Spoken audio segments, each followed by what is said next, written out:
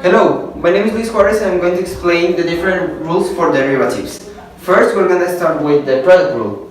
The product rule, as we can see, follows this formula, which means that if we have one function here, it will be the derivative of that function multiplied by the non-derivative of the second function plus the non-derivative of the first function times the derivative of the second function.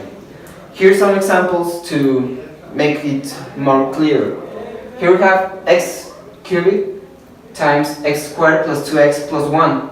This will mean that the derivative of x cubed is equal to 3x squared that multiplies this, that is the non-derivative of the second one, plus the non-derivative of x cubic, which stays the same, times the derivative of the second one. When we solve, we get 3x4 plus 6x squared cubic plus 3x squared plus 2x4 plus 2x cubic.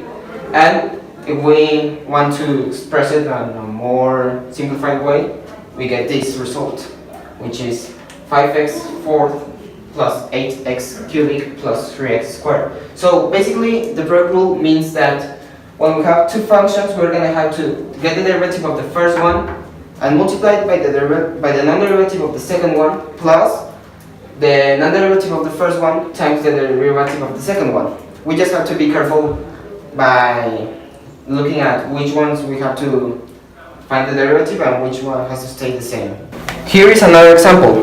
We have sine of x multiplying 4x plus 1. We want to get the derivative first of sine of x, which is going to be cosine of x, times the non-derivative, so we pass this as it is, 4x plus 1, plus the non-derivative, so sine x goes here, times the derivative of the second one, which would be 4. For the last example, we're going to use e to the x times 5x squared. When multiply this, we're going to get the derivative of the first one, which remains the same, times the non-derivative, so we get again, this stays the same, plus the non-derivative, which is e to the x, times the derivative of 5x squared, which would be 10x. Then, when solving this, we'll get ex 5x squared plus ex 10x. And this will be our final result. The second rule I'm going to explain is the quotient rule. As in the product rule, we have a formula, which is the derivative of the first one times the non-derivative of the denominator minus the non-derivative of the numerator times the derivative of the denominator. So basically, here we have the same formula as in the product rule, except that we change the sign. And we have to get the denominator to the square. So we have the denominator to the square as our denominator for this formula. Here's an example. If we get x plus 1 by x, we're going to have the derivative of the first one is going to be 1, as it's only x, times the non-derivative, which is in this case x, minus the non-derivative, which is x plus 1, times the derivative of the denominator, which is again x, by the square of the denominator. So we're going to have, by multiplying and simplifying, we get x minus 1 by x squared. And as a result, we have this cancel each other, and we have minus 1 by x squared. As a second example, we have pi minus 1 by e to the x. Pi is a constant, so our derivative is going to be 0.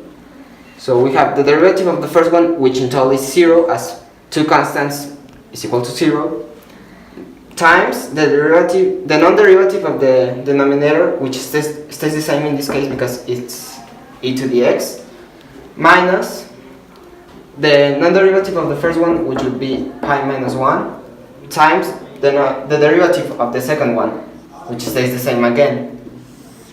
All divided by the square of the denominator, which would be e to the x squared. And now, when we simplify, we're going to get that this cancels out as 0, and this we can express it like pi minus 1 times e to the x by e to the x squared. And this would be our final result. We have to remember that e to the x would be the same derivative as the non-derivative because of this case. And that pi is a constant, is a number, so the derivative is going to be 0.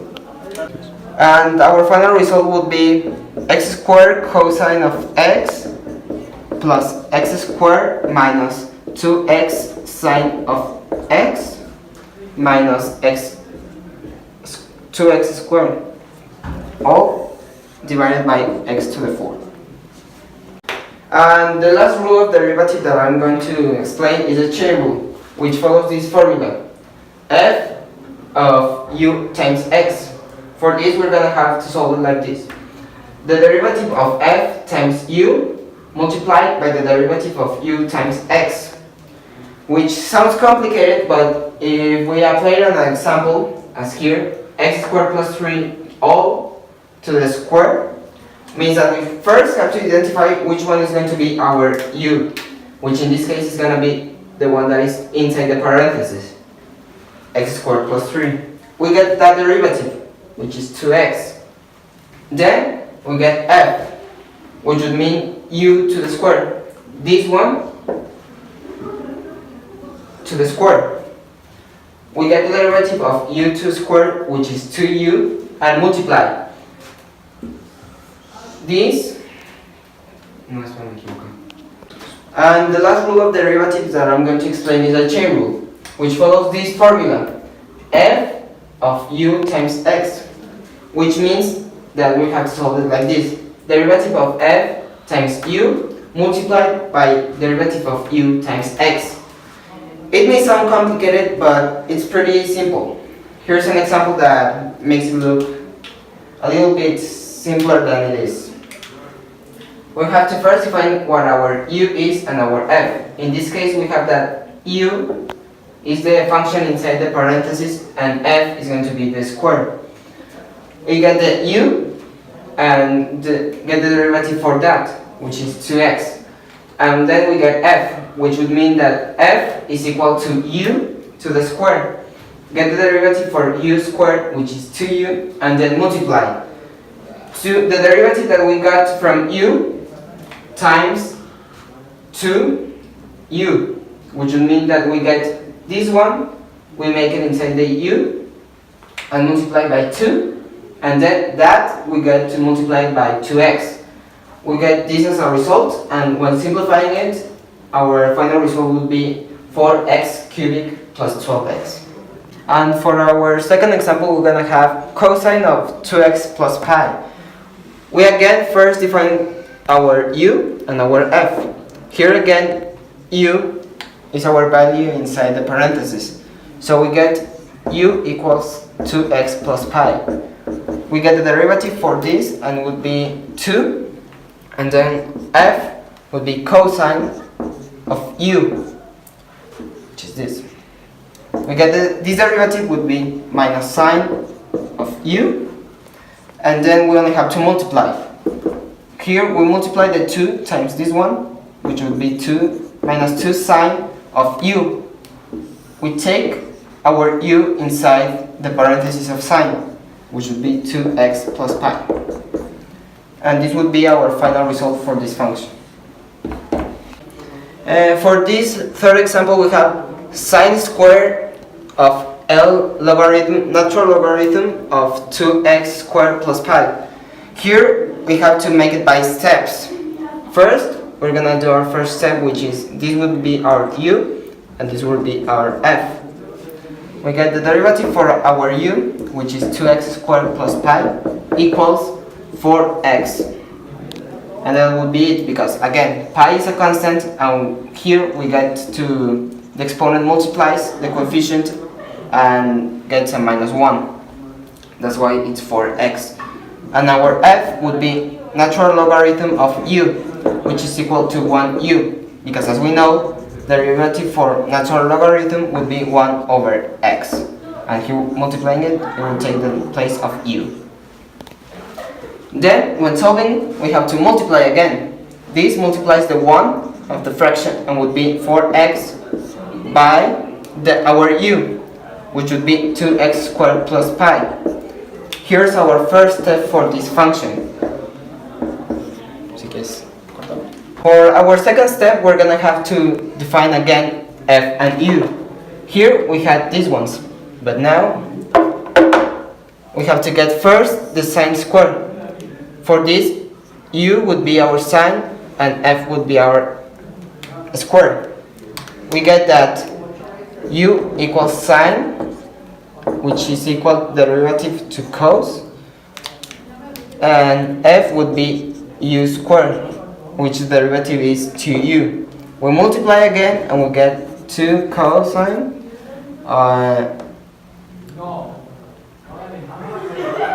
2 sine cosine. And we'll get 2 sine cosine. This is our second step. And now we get our third step. We define again f and u. Here we're gonna have that our u is this one, and our f would be sine squared. Then we solve. U, we already know the derivative of natural logarithm of 2x squared plus pi, which we got on the first step.